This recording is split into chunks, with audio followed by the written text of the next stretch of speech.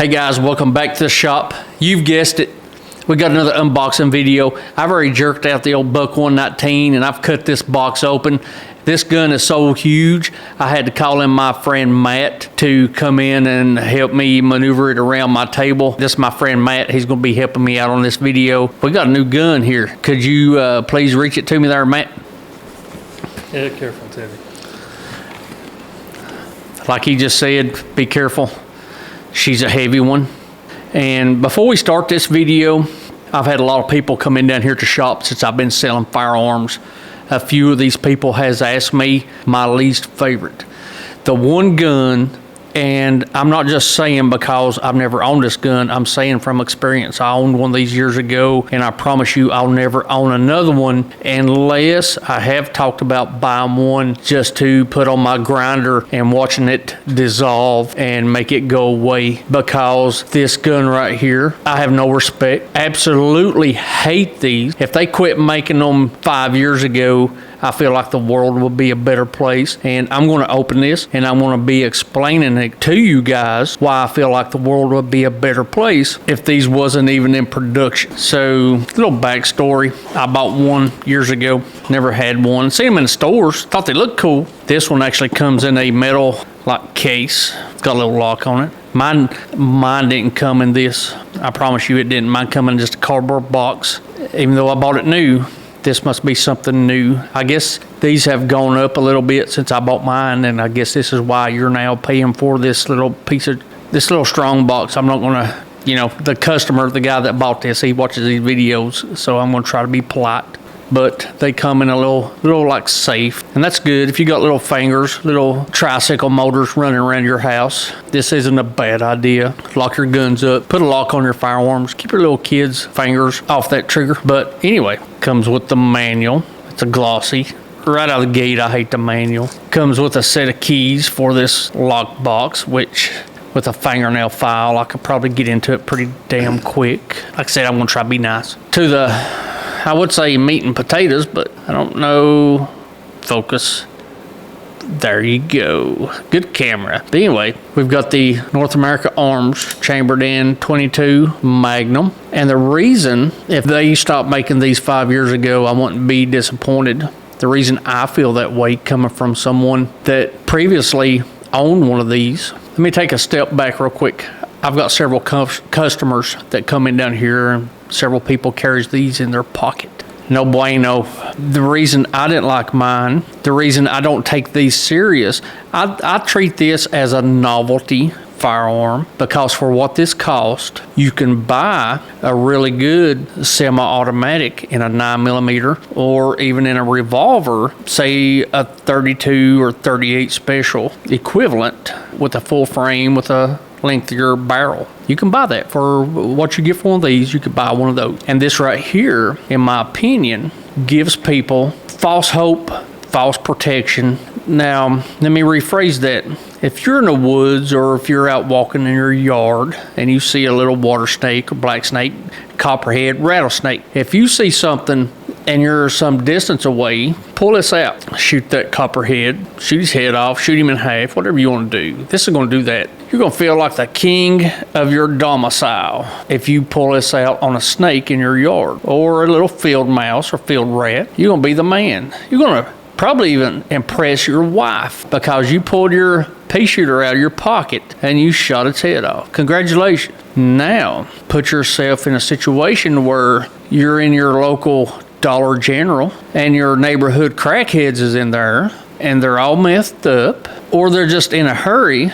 Do you want another, say, a 4-inch pocket knife? Or do you want to feel like an American badass carrying a North America Arms 22? Let's say if you get, this is a 5-shot, you get 5 shots in this Dollar General store customer. You land 5 shots on him. Later, he's going to feel it. He's probably even going to take a very long nap and probably won't even recover. But if he's jacked up and when you shoot him or throw some projectiles into him, when that adrenaline's pumping and the pharmaceuticals, this ain't going to make him want to take a nap right away, guys. Nope. Somebody that looks like he ain't got nothing, not a thing in this world, he's going to pull out his papa's buck 119 and make you wish you had maybe chose better last time you was at the old gun store. That's right. We got false hope and we got dollar store crackhead. I mean, he could go anywhere and get this. He's allowed to carry this. So that's why I don't have no respect for these little mini guns. I actually have more respect for a 2-shot Derringer chambered in at least a 38 special or higher. Never shoot a large caliber man with a small caliber firearm. It just don't make no sense. Unless you want your ass beat real fast, then you wear it out. And I'm sure, like I said, later on he's probably going to start feeling bad, and he may even take a extended vacation from these 5 shots. But I promise you, if his adrenaline is pumping, and you're in a situation where you're forced to pull out your little Mighty Max here, your little gosh almighty, I feel like I'm such a man. If you get to that point, your adrenaline is pumping and you've got 5 shots. It takes you a damn hour to reload this thing. Every bit of it. I mean, this ain't a speed loader. They don't make a speed loader kit for this thing. It is what it is. I'm not going to take this apart because it's a customer gun.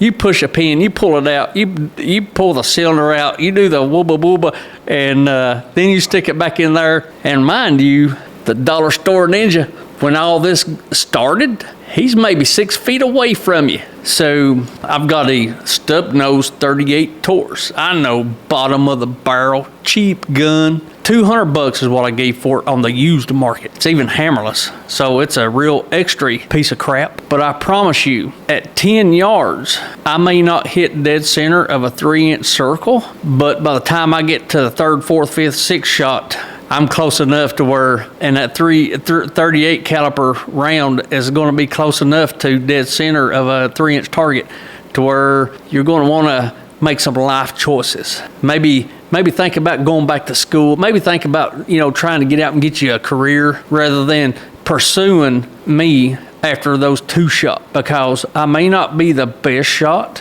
when adrenaline is pumping, but one thing I am good at, I can walk a damn bullet into you, especially if I've got a 38 special or even a subcompact 9mm or 32 or 380. If I've got 910 rounds and a subcompact, a little bit bigger caliber, and I've got more rounds to choose from, I'll walk it into you.